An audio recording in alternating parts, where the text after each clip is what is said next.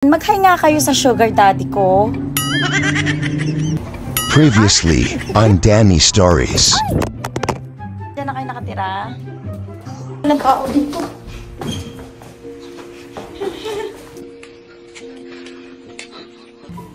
Brief, ayaw mo. Ganito pag wala kang pera, ikaw yung taga-bit-bit. Tatanggalin ko to. And here's the final result. Dahil nga nag-crave si mama ng burger, dinala ko siya dito sa In-N-Out since matagal-tagal na rin kaming hindi kumain ng In-N-Out at nakakamiss na din. Kumain lang kami sa kotse kasi anti-social ako. Ayoko nang laging maraming tao. Kaya ganun. At habang nagchichikahan nga kami ni Mother, may nakita kaming home decoration store. Mommy Dora, where are we going? There, over there. Hi. Mother, oh. Tignan mo. Ayan yung dapat doon sa ano? Magkano kaya isa? Doon sa ano? Ang tawag dito sa labas natin, sa mga tuta. Matigas. Ang daming home decorations na bet ko. Pero syempre, ang una namin tinitignan, clearance.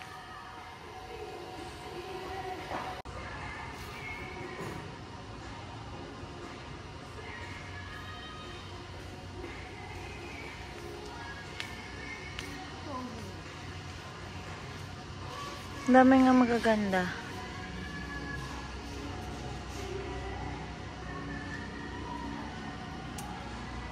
Gusto ko yung mga ganito, mababango. Ano yun? Yung fresh linen. Para sa ano? Para sa puwet ko. Siyempre, para sa drawer, Mother. Magkano? Teka, magkano? 3-pack siya. $5.99.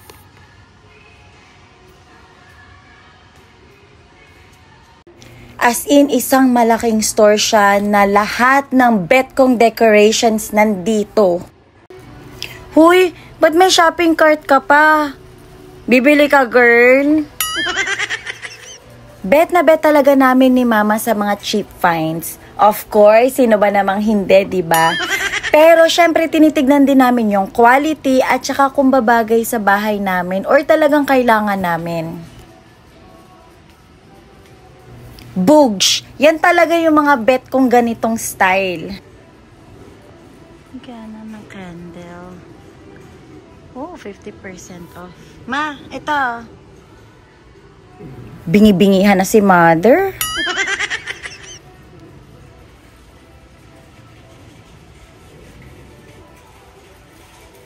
Dalawa. Tsaka isa mataas. Di ba ang ganda? Yeah. Tapos may candle. Magkano kaya yung lalagyan ko ng lemon? Yun. Alin? Yun, basket ko. Maliit. Huwag na, $19. Ang daming clearance. Uhuhu.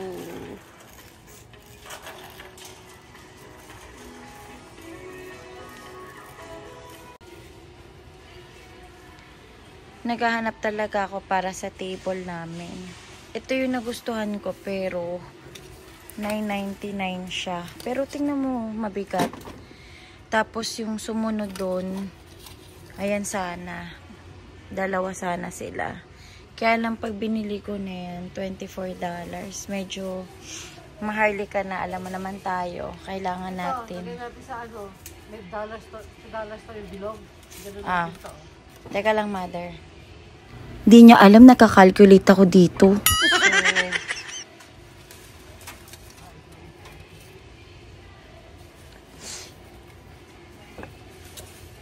Mango wood daw to.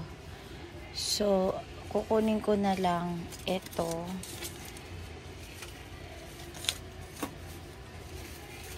Isang ganito, tsaka dapat magkaibang size. Ito na yun.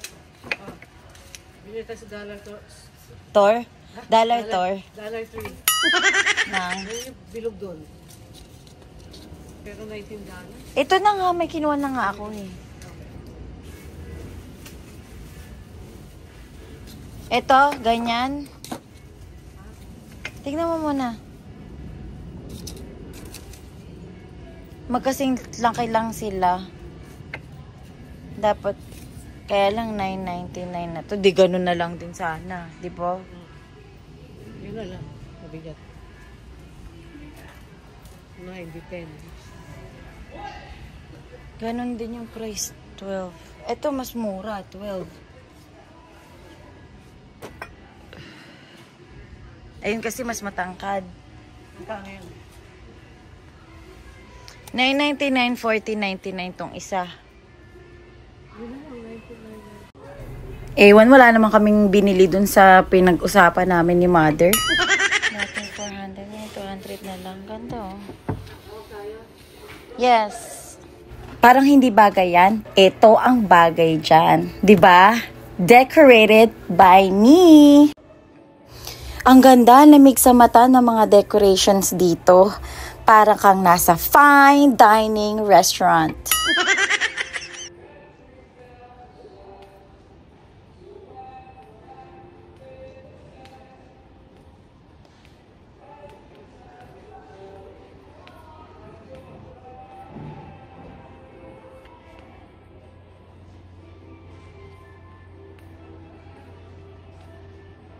Ma! Nasaan na nanay ko? Nye, andito ka na? Tara na, let's go. Wow, ang lakas. Ganyan ata siya. Uy, Mother. Ganda ka lang. Kabili nga tayo, nakabasag naman ako na sa mga. Kuyong. Diba tayo marap? Ako na nga, hindi ka maano eh. Lulululul, ginagawa na. Malalala. Oo. Hindi pa ako si Dora, okay? Si Mami Dora. Hindi daw siya si Dora. Mami Dora. Coconut to tawag. Hindi ko sa friends. Ang cute mo nga daw eh, si Ma'am Dora. Ako na nga, Mother. Ba't sa akin? Isang kamay lang yan, ha? Siya, paganyan. Ayan, ha? Ha? Ano sabi na itsura nung tumulong sa atin? Hirap na hirap daw yung tumulong sa amin na tumbler kanina. So, kami na lang ang naglagay dito sa kotse para hindi na rin siya mahirapan, di ba? Samahan niyo ako mag-assemble ng bago naming dining table. Dahil yung dining table na kinuha namin dati is galing yun sa thrift store at console table yun, hindi yung dining table. Ito kasi space saver siya dahil maliit lang yung apartment namin dito. So, bagay na bagay siya. Nag-end up pa rin akong kunin tong mga greeneries na to, pati yung candle holder kasi bagay na bagay siya dito sa setup ng table namin.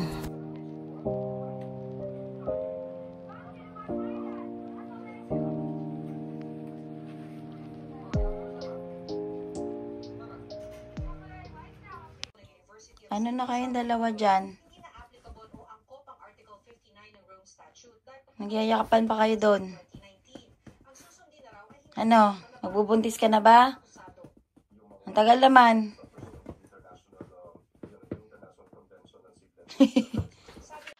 The next day, nag-grocery na din ako sa grocery outlet kasi dito maraming murang mga steak at kung ano-ano pang mga organic sa budget namin. Good for 2 weeks na to. Kinuha ko tong mga to para healthy din kami kasi ang dami na namin kinakain na puro mga kung ano-ano. So, lumalaki na din ako. Kailangan ko nang mag-cut sa mga junk foods at saka dun sa mga unhealthy na kinakain namin. So, syempre, mas maganda pa rin lalo na pag meron kang kasamang Thunderbirds. Maganda yan para healthy pa rin si Mother.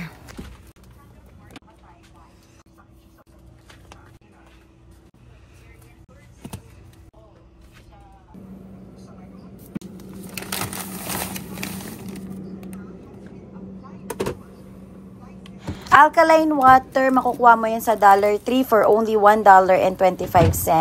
At saka yung steak na $7.99, murang-mura yan doon sa grocery outlet. At saka yung mga meat na kung iilan lang naman kayo, mas magandang bumili sa grocery outlet, mas mura.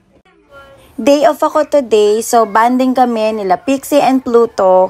At mayroon akong nakita sa YouTube na panoorin daw sa mga aso mo yung Bluey. Kasi nandun daw lahat ng colors na nakikita ng mga aso. So ayan, pinatry ko sa kanila at talagang nanunood sila. She was very pleased with it. Hey Bluey, look! Oh wow! But there was a problem. That's a great cow, Indy. Cow? Indy's horse. She was so upset when her teacher came to see if she was all right. Talagang nakatutok si Pixie. O, 'di ba? Nanonood na nahimik silang dalawa kahit walang treats yan. Kaya kung may aso kayo, panoorin nyo tong Bluey. Effective talaga kung gusto mo magpahinga. Because she told herself she wasn't very good. Oh yeah, I did. And it's true. I'm not. The end. Dahil mahilig si Mama sa steak at mahilig akong magluto, lulutuan ko si Mama ng dish na pangyayamanin. Pero lahat ng yan, swak sa budget namin. Siyempre, bibigyan natin ng treats, magsasalad ang mga aso ko for tonight. At kung narinig niyo yung background ko, nanonood ako ng MG What's Up Man. Siyempre, kung wala ang Toro family, si MG tayo. Kasi madami akong natututunan kay MG. Siyempre, mga chismis din.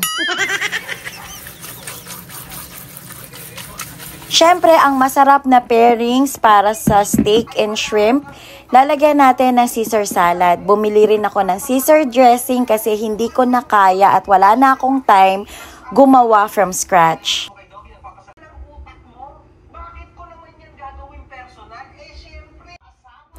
O, diba? Natapos na ako at lahat-lahat, nakikinig pa rin ako kay MG. Kahit hindi ako nakatutok sa TV, nakikinig pa din ako.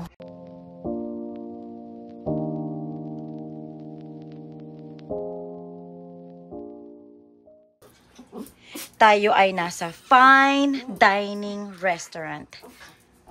Dedma. Honest review. Good. Good lang. Very good. Pilita Corrales ka talaga, mother. Matabang. Don't salt. Ay, di, okay ka na. Diba? Shh! Kamingay. Ano kayang iniisip ni Pluto, no? Ay, Pluto, bebe.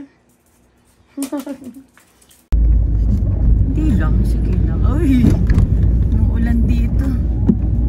Dahil Friday at lahat kami nasa bahay at nandito pa rin si Ninang bago siya umuwi ng Pilipinas, inisip ko na dalhin ko sila sa flea market. Ito yung Tianggian sa Pilipinas.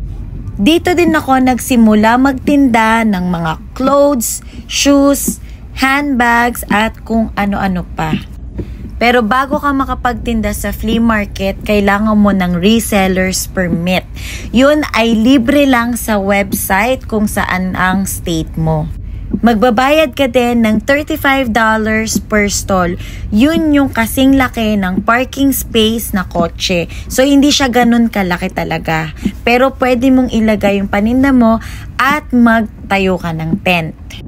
Ay, ayan, hindi sila bukas kasi umuulan since kagabi pa. Kaya eto, nilibot ko sila sa buong parking space. Kung nakikita mo yung big white screen na yan, yan yung magiging screen para sa drive-in movie theater. Mas mura to kaysa sa regular movie theater dahil nasa kotse ka lang at naka-projector lang.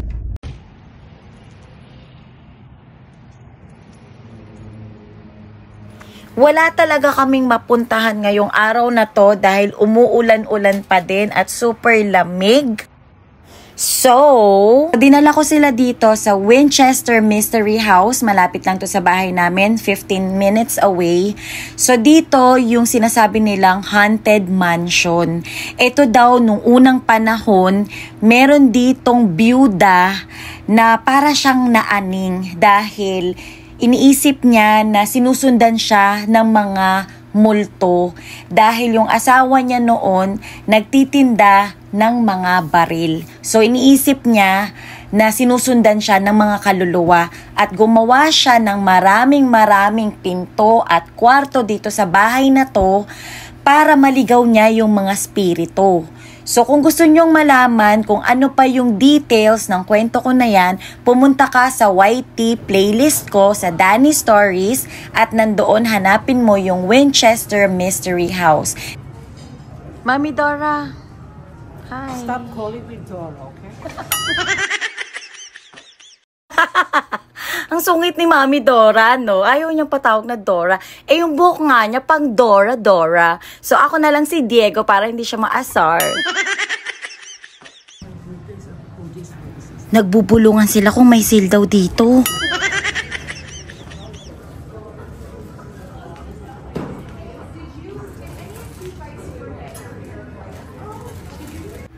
Huy! Huli ka! $10 lang. Walang $10 dito. Hindi, doon sa iba. Titigil tayo sa iba.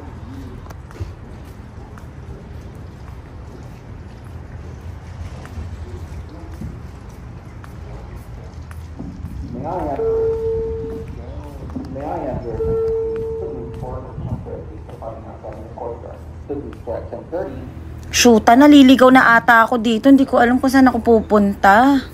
Akala ata ni Sarah Winchester, isa ako sa kaluluwa na nililigaw niya sa bahay niya. Ay, hala, hindi ko alam kung saan ako mag-i-exit.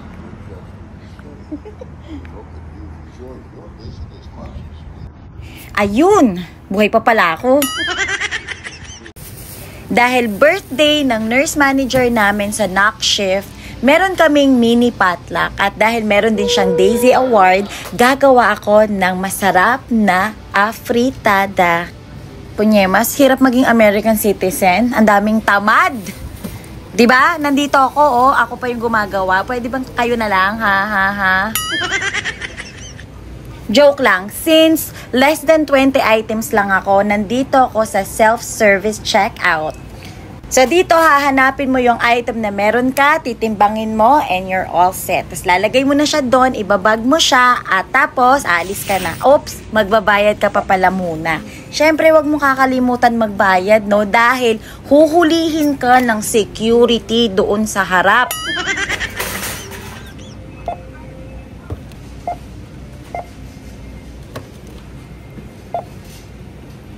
At nandito na nga ako sa work at ito na ang birthday ng nurse manager namin at dahil may Daisy Award din siya, pinag-isa na namin kasi mahal kaya pag luto kami ng luto, di ba?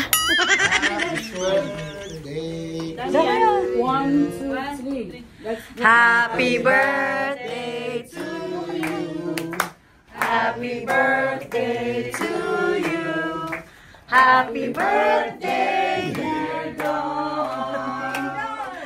Happy birthday to you. And Daisy Award. There's your award. We wish you a Merry Christmas. We wish you a Happy birthday. Hi, salamat! Nandito na naman ako sa bahay at syempre, banding na naman kami ng mga bunsoy ko.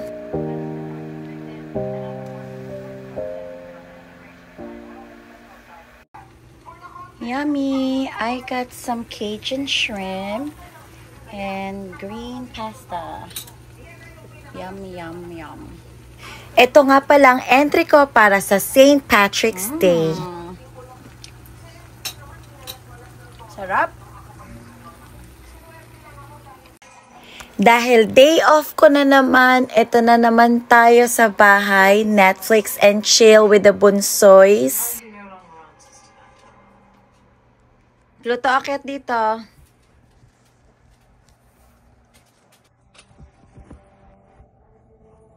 Akit dito.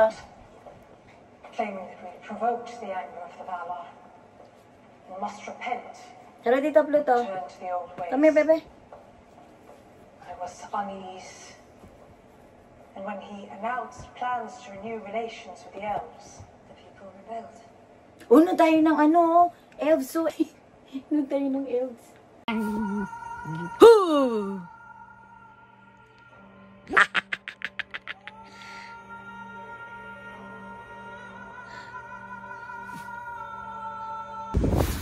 Dito nga pala sa Amerika, marami silang pinapa-free na gamit.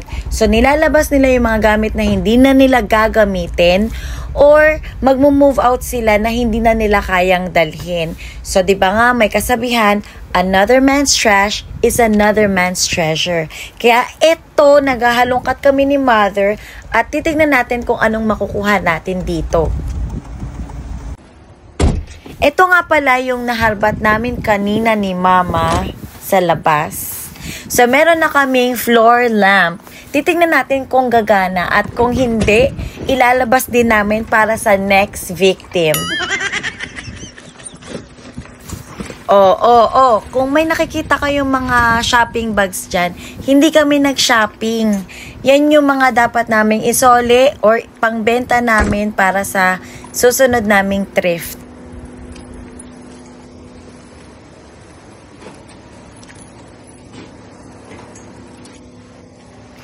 Ayan, papasok na tayo sa mini mansion namin ni Mama. Siyempre, ang bahay ng Pilipino ay hindi magiging bahay pag walang tambak na basura sa labas. Joke lang. Yan talaga yung mga gamit na ipapadala ko na sa Pilipinas. So, nandyan lang siya sa labas kasi hindi kasya sa mansion namin ni Mama. Ay, lalabas siya. Teka, teka. Okay. Ay.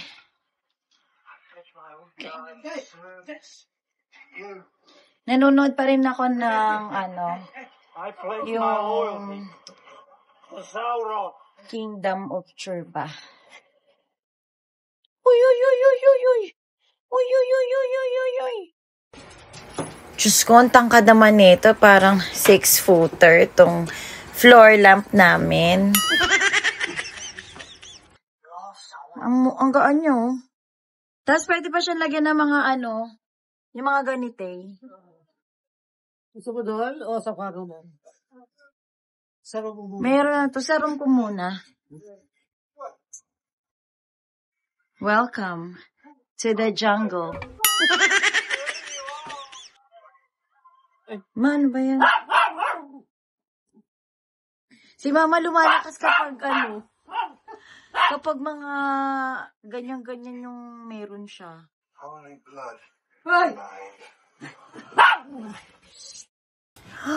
my God! Ang ganda ng kwarto ko.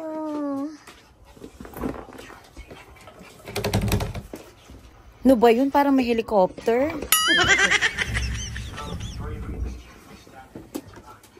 Who are you? Charot. Ang dami kong gulo-gulo.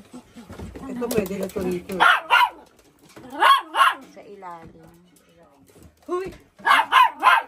Ito yung kwarto ko. Sobrang gulo pa siya. Lagi naman magulo. Baliw ka. Aral!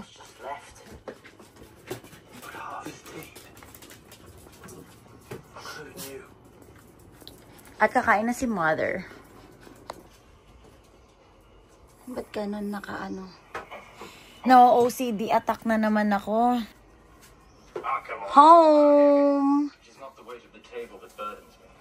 So, lagi na lang dito, diba? Lagi na lang yan ang pinapakita ko. Ito naman, welcome to my room.